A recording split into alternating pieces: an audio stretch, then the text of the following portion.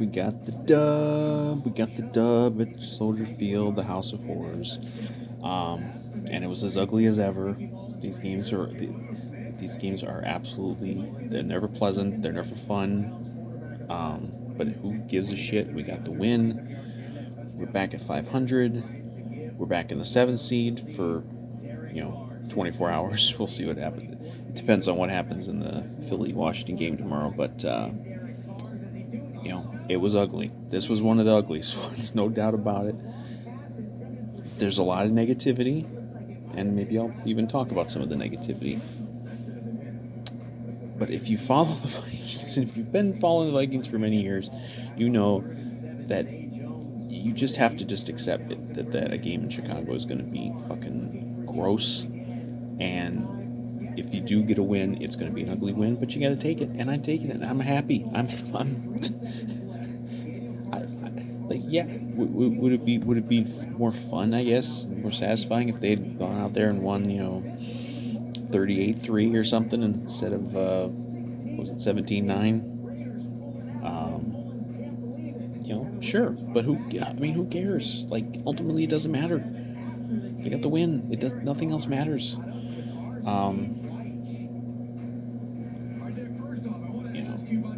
Obviously the Bears were short all these players, so you're, especially in secondary. So you go and you're thinking, okay, well, maybe we'll light them up through the air. But of course we don't.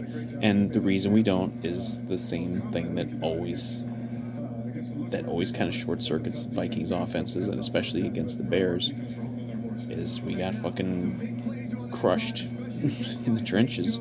Our offensive line was terrible. Mason Cole, I guess I gotta apologize to Ole Udo, because as bad as Ole Udo is, he never got destroyed to the degree that Mason Cole did. In fact, when we play the Bears in a couple weeks, season finale, we might as well have Ole Udo out there, because that was insane. Every play he's getting just pushed right back into Kirk. A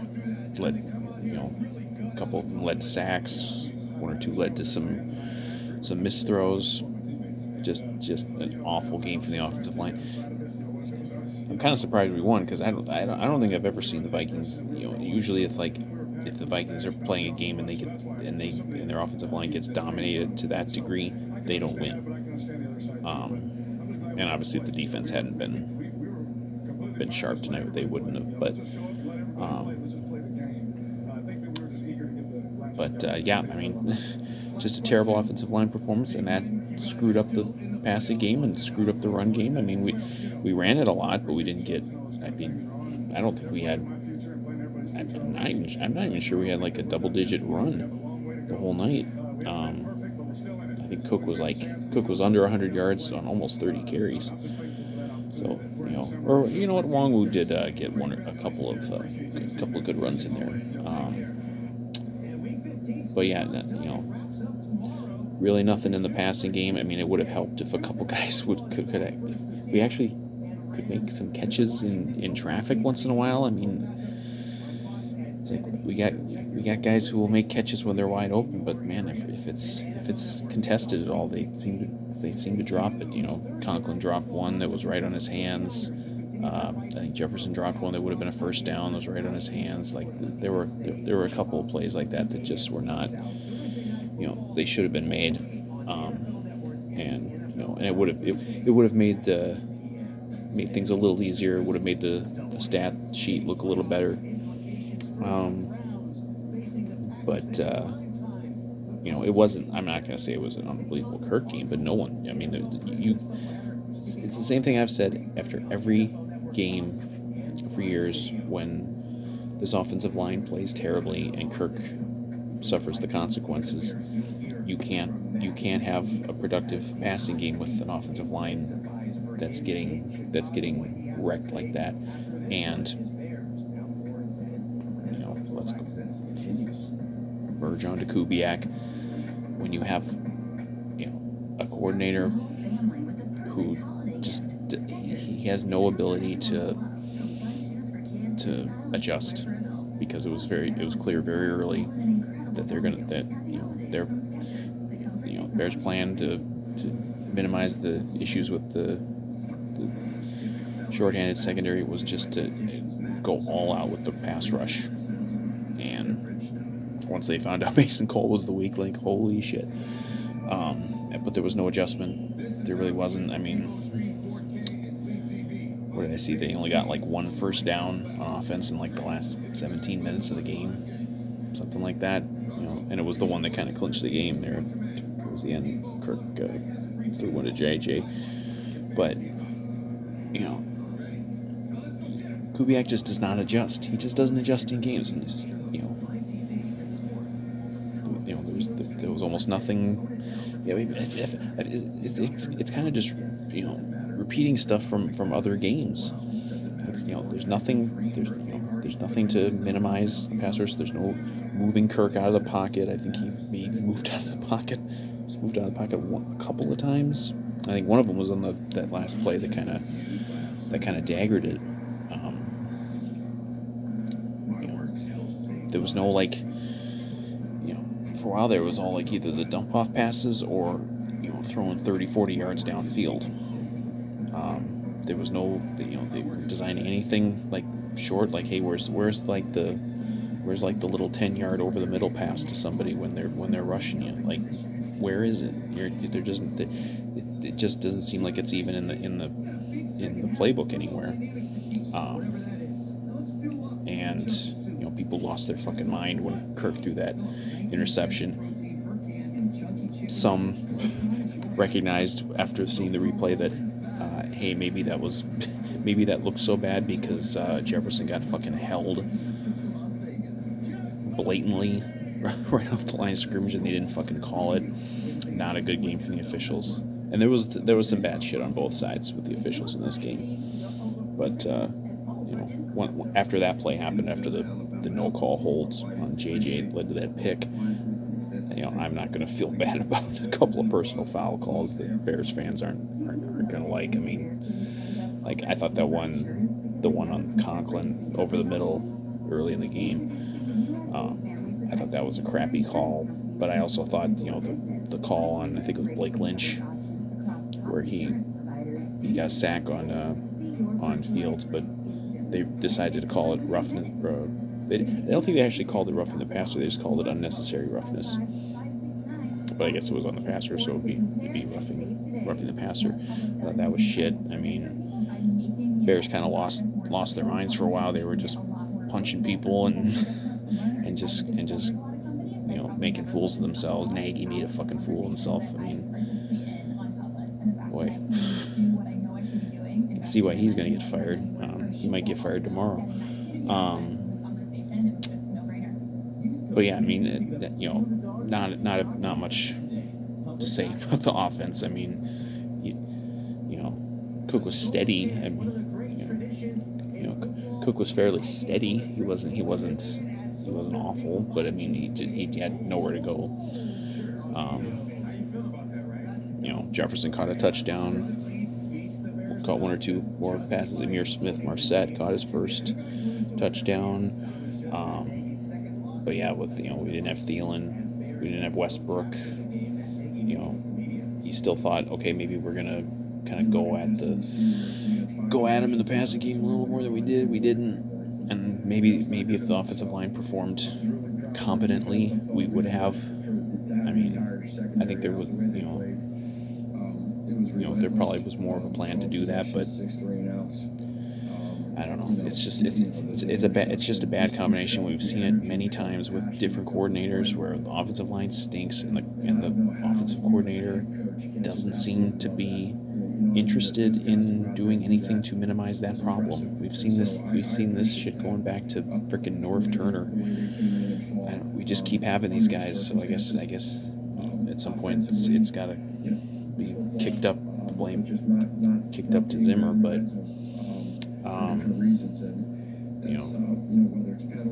at least with all the crap going on, at least we only had the one turnover, which shouldn't have even been a turnover. I think Kirk probably threw that because he probably saw Jefferson get fucking tackled and thought, okay, free play, I'll just chuck it up and maybe something will happen.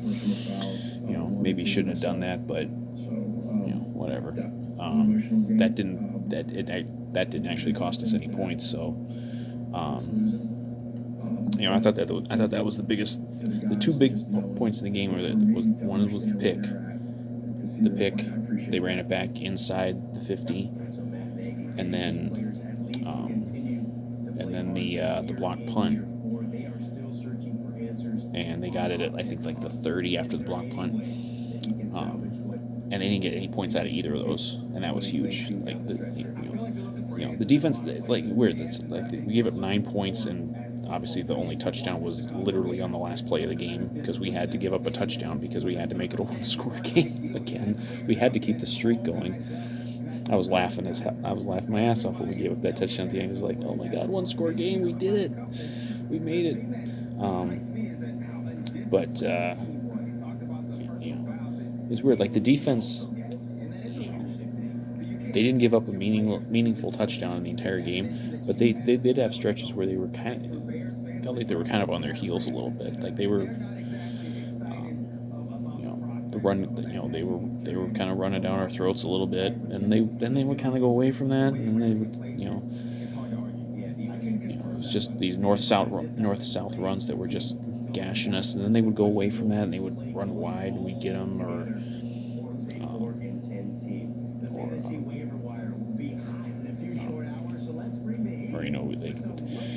then they go back to the passing game and do some weird thing and kind of kill a drive, and I ain't complaining, but it's kind of like neither team wanted to really take advantage of the weakness of the other team. But I mean, like we made stops. We made red zone stops. What I think they were. I mean, well, obviously they scored at the end, but I think they had been in the red zone like 3 or 4 other times they didn't score. We got the fumble. Sheldon Richardson, good job on that. Convincing Zimmer to challenge that, because I had no idea. Nobody had any idea watching that. We saw him running out of the pile with the ball, and we're just like, oh, it's just one of those things that guys do. They run out of a pile with the ball, but it's never actually a turnover. Well, this time it was, and that saved points because they were for sure in the red zone. So we got them there. We got what do we get? A couple fumbles. We got 1 or 2 fumbles, and they got the muff punt, which we didn't do anything with. But DJ Wanham had a huge game. Got I think 3 sacks. Like they did a pretty good job for the most part on Fields with the running. There were 1 or 2 drives in the game where it seemed like a switch was flipped and Bears were just doing whatever the fuck they wanted to do. But for the most part, they were doing a good job. They were, they got pressure on him. He didn't handle the pressure well at all. We got a couple of real big loss sacks in there. And we held in the red zone. We got him on a couple of 4th downs. We got lucky. We did get a little lucky on that one in the end zone. That one shot to the end zone where guy almost got down in the end zone with possession. I thought they were going to overturn that because it's the NFL and they're ridiculous, but thankfully they didn't.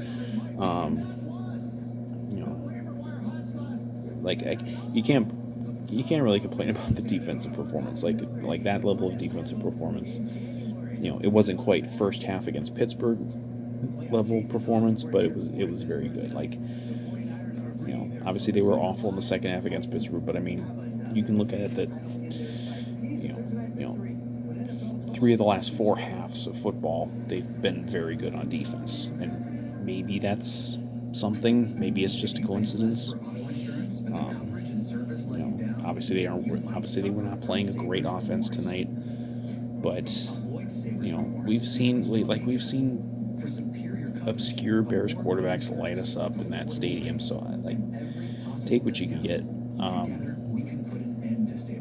But Pat P made a couple of big pass breakups on that drive where they almost got the touchdown. You know, but yeah, I think the big one, I think the real big, the two big ones were after the Kirk pick, looked for sure like they were going to score again. It was 10-3. They were, okay, they're for sure going to score again, and they were getting the ball to start the third quarter. So it was like, okay, this is kind of where we've had all these issues this year. But we didn't let them get a first down or anything, and then we blocked the field goal. I think it was Tomlinson got his big mitt on the field goal, and so that didn't cost us anything. And then I don't think it was the first drive of the third quarter. It was a little later in the third. They get the block punt, and then they're going forward, fourth down, and they run kind of a stupid play where they just have Fields running and Wanham tracked him down and got him on the ground. So, I think the fact that they didn't get any points out of either of those, because those were two drives that started inside the 50, and they didn't get any points. I thought that was huge. Those were like the biggest defensive stands of the game.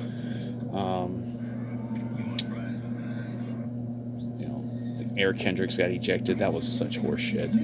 Like I said, this was not a good game from the officials at all, and there were some bad calls that benefited us, but there were also some really shitty calls that went against us, and I don't know how the hell they justify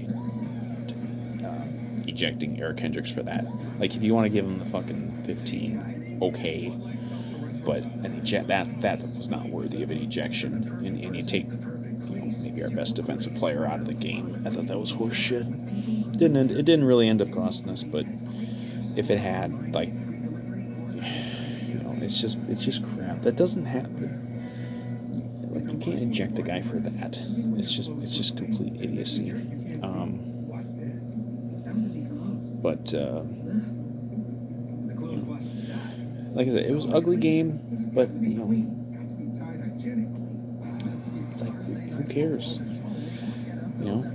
Again, I'm kind of happy that Kirk, that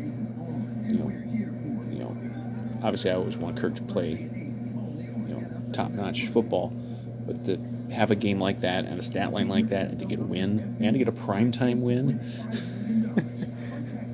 it's like, it's been a rough period here for the crowd that thinks wins are a quarterback stat, because when you see some of these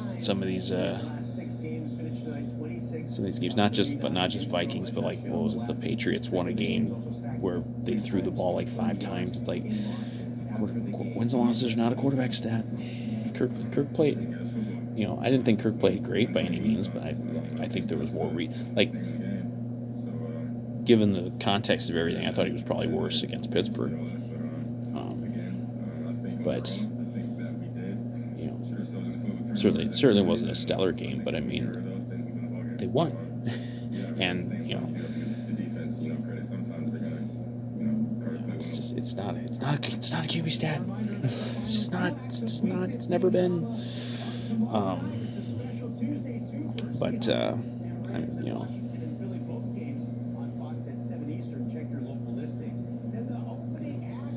I think as long as we, I don't think there's any reason to be like worried about Kirk Cousins. People are like, oh, Kirk's in a slump. Well, he hasn't played top-notch games the last couple of weeks. Very few quarterbacks play top-notch football week in, week out.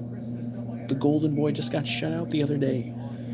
Like, this is just how it works. If you understand football, it's a team game. Think of how many times Kirk has put up a huge stat line or made a late touchdown drive or a scoring drive or whatever, and then the defense has blown it for him. Well, he's gotten one where they didn't blow it for him. He's gotten one where they really carried him. And like against Pittsburgh, the running game was really big, and the defense made a stop at the end, and it's like it's a team game. So it's funny watching the QB wins people suddenly change their tune now. Be like, oh no, now the stats matter. Stats matter more than the win. But when Kirk's lighting it up and defense is blowing it and we're losing, then it's, oh no, only the win matters. These people are such fucking hypocrites. I hate them all. But I'm really glad we got this win. Every year the game I'm least excited for is the game in Chicago, even more than playing at Green Bay. Because we've had more luck at Green Bay. I suppose over the last 20 years now, it's tightening up a little bit. We've probably got almost as many wins. We're actually now, for all the crap people want to give Mike Zimmer, and I'm not saying that Zimmer's going to be back or that he should be back next year, but he is 4-4 in Chicago. A place that we had a decade and a half of trouble winning in before he got here. So, but they're 4-4 there, and those 4 wins have all been ugly, and I think the 4 losses have all been ugly too. But it's like that's just how this rivalry gets decided in that stadium. The games here are generally not quite like that, but it's just I never look forward to them. They're never they may be exciting. I didn't think this was a particularly exciting game, but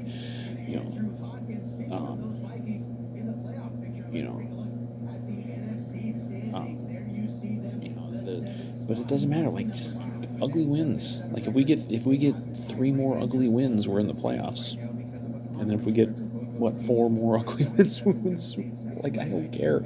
I don't care if you told me right now that the Vikings are going to win out through February, and every game is going to be 17-9. I take that in a millisecond. I don't care. Give me the win. We needed this win. And we've seen so many Viking teams over the years that going to Chicago late in the year. We need the win. We didn't get it. 2009 we blew home field advantage by losing in Chicago to a bad Bears team. We've had teams that have lost late in the year in Chicago, and that's cost them a shot at the playoffs. If we had lost tonight, that would be it. But we're still in this now, 7-7. At least as the night ends, we're in the 7th seed. That might change based on the Philly-Washington game tomorrow. But even if it does, we've still got it all in front of us. We can, I think if we, I don't think we can win out. I really don't. But I think we can beat the Rams. We can beat Matthew Stafford. We've beaten him many, many times over the years. I know he's playing with a much better team now than when he was with Detroit. But like, we can do that. Like, we should get Thielen back for next week. We got to deal with Aaron Donald. If he, depending on who he's matched up against, that could be ugly. But people are like, "Oh, we played so ugly against the Bears, so now we're gonna play exactly like that against Rams." Week to week league. It doesn't mean anything. Just because they had a very ugly offensive performance tonight, and I think a pretty bad game plan, pretty bad performance by Kubiak. That doesn't mean that's what's going to happen against the Rams. I think they're going to, and the Rams are going to be coming. The Rams play tomorrow too. They're going to have their own stuff to deal with. They're playing Seattle. Seattle's been playing a little better. That's probably going to be a tough game for them. And then they're going to be, coming here on a short week, holiday week. They're going to be leaving on Christmas. Like, they're not going to be in a great mood to be coming up here. But I think we can beat the Rams. And that's the big. I mean, I think that's really the big one. Like, if we can beat the Rams, I think we're going to get in the playoffs. If we don't beat the Rams, then you probably have to win at Lambeau, and I don't know if we can do that.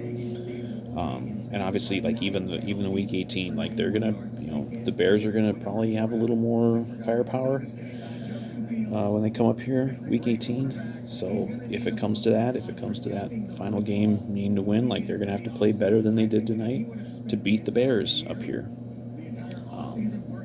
You know, Bears have a real attitude problem, and who knows where their coach is going to be at that point. It might not even be Nagy anymore, but you know, um, you know,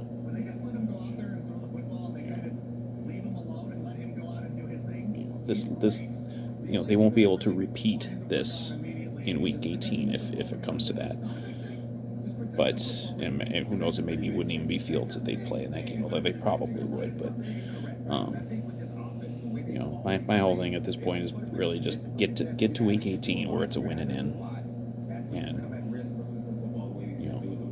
everyone's jobs will be on the line there too. But and we saw that didn't go our way in 2018 at the last game of the season. But I think they can at least get to that point where they are playing for something in Week 18. I think they will get there. I think they will beat the Rams. Probably won't beat the Packers.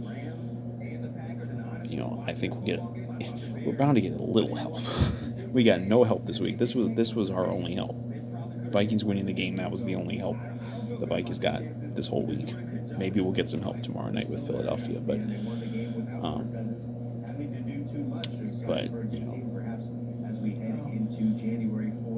was nice having a game that wasn't a complete heart stopper. I mean, the whole game was very it was a real anxiety creator, just because weird shit happens in Chicago and you can never trust anything. Something about that stadium. I don't know what it is, because this has spanned 20 years, many different coaches on both sides, many different quarterbacks, good teams, bad teams, doesn't seem to matter. It seems like every game there for 20 years has been 17-9, one way or the other. But again, what matters? I'm gonna wrap this up. What matters is we got the win. It was a must-win. We got the win. Division road game in the toughest place to play for 20 years. Got it done. Everything's still ahead of them. They have to play better than this. And sometimes they do. Sometimes they play better than this. Sometimes they don't. It's just they're not going to make it easy for any of us watching them. But they got step one was winning this game. Step two, beat the Rams. So happy holidays to my loyal viewers. Day after Christmas, we're gonna get after these Rams and kick their ass. Let's go, Skull.